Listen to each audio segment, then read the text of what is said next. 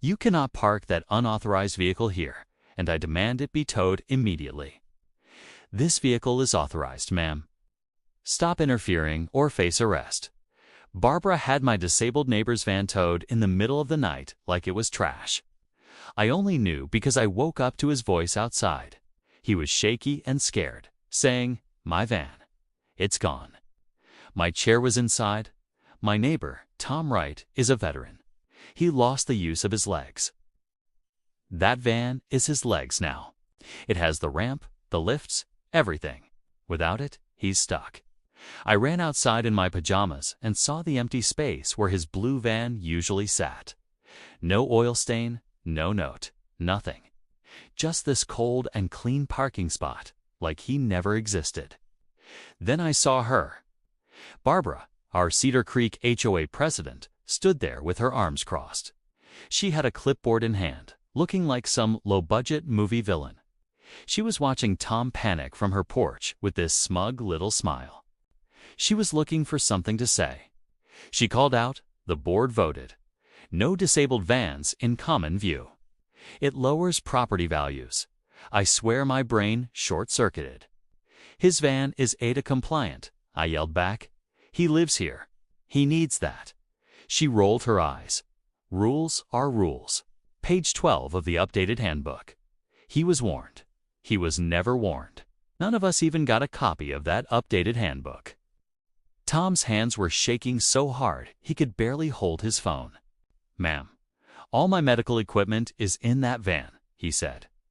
"How am I supposed to get to my doctor?" Barbara actually shrugged. "Not my problem. Talk to the tow company." Then she walked back inside like she'd just finished taking out the trash.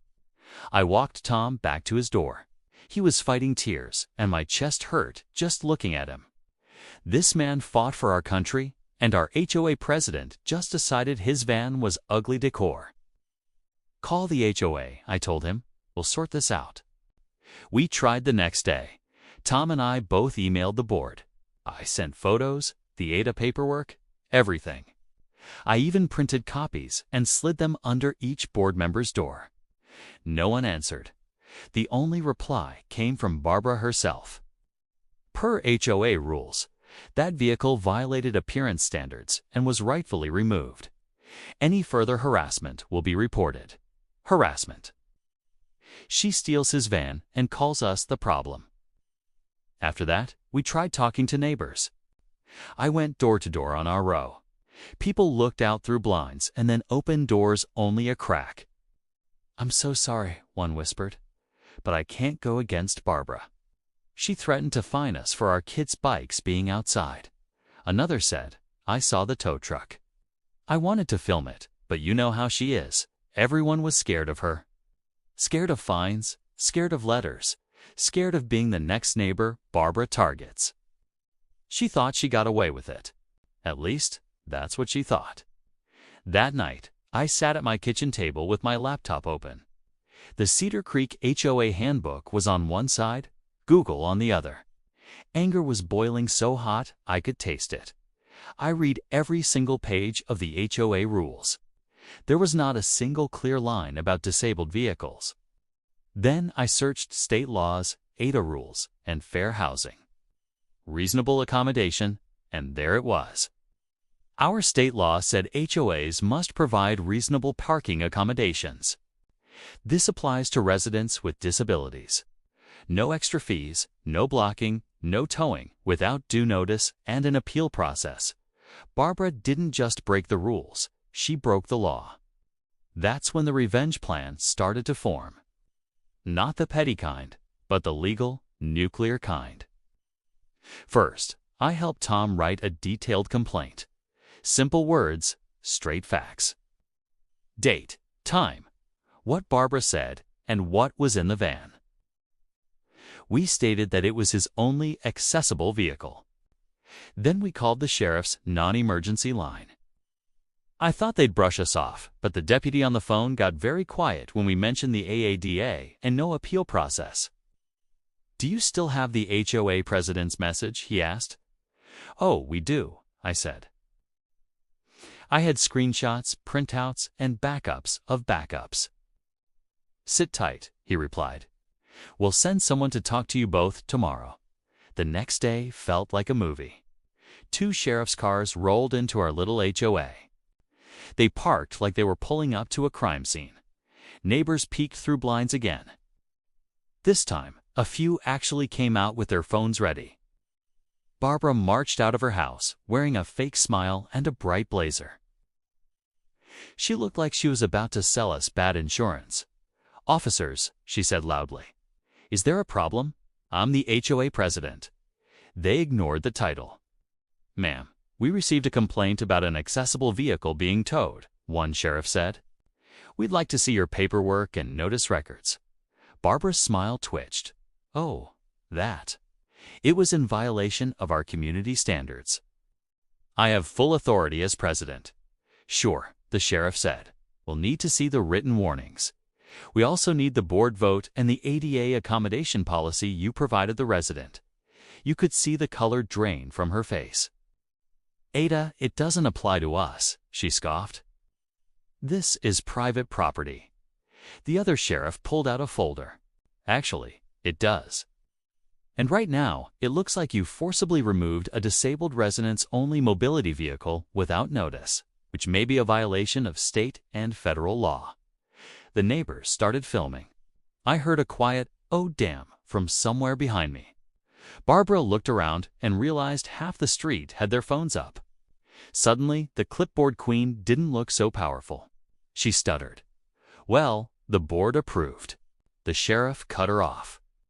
"We already spoke to 2 board members this morning. They said they didn't vote on anything and weren't told about a tow." That was the first twist. Her own board threw her under the bus to save themselves. The sheriff turned to Tom. "Sir, you said your wheelchair, medical supplies, and lift are in the van." Tom nodded. "Yes, sir. I can't leave my house without it." The sheriff looked back at Barbara, his voice going completely cold. "Here's what's going to happen. You're going to call that tow company right now.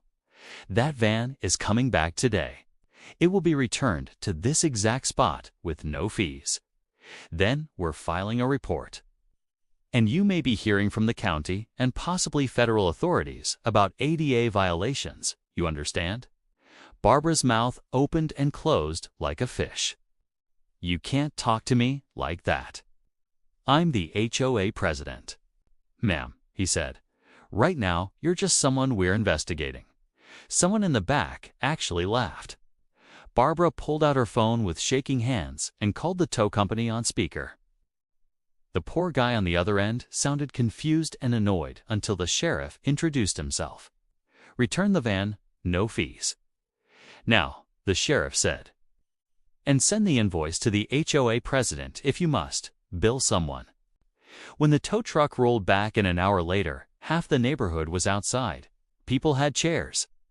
Someone handed Tom a soda like it was a front row seat at a show.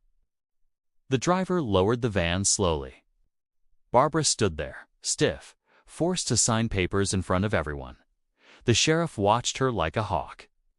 "Careful with that ramp," the driver muttered, actually being more gentle than our own HOA president ever was. Once the van was back in its spot, the sheriff had Barbara sign one more form. "This acknowledges that you unlawfully ordered the removal and agreed to cooperate with any investigation," he said. She signed it. Her jaw clenched so tight I thought her teeth might crack. Within a week, the fallout hit. The county sent an ADA compliance officer. Barbara got a personal visit. The board held an emergency meeting, and this time, they invited everyone. They voted her out as president on the spot. She tried to argue, but someone in the back yelled, "What? You're going to tow our chairs too?" And people laughed. Barbara ended up fined by the HOA's own insurance for exposing them to legal risk. She had to pay for all the tow fees, plus a nice chunk for damages and legal review. The best part? New rules got written. Reserved accessible spots, no towing without a board vote and written notice, and mandatory ADA training for the board. Now, when I look out my window, I see Tom's blue van parked safely in its spot. He waves when the ramp lowers and he rolls down. Sometimes kids from the block help him with groceries. Barbara still lives here, but she walks fast and keeps her head down. No more clipboards, no more late-night power trips. Every time she passes that van, you can see the shame all over her face. Please follow 4 more HOA showdowns like this. Do you think she got what she deserves? Comment below.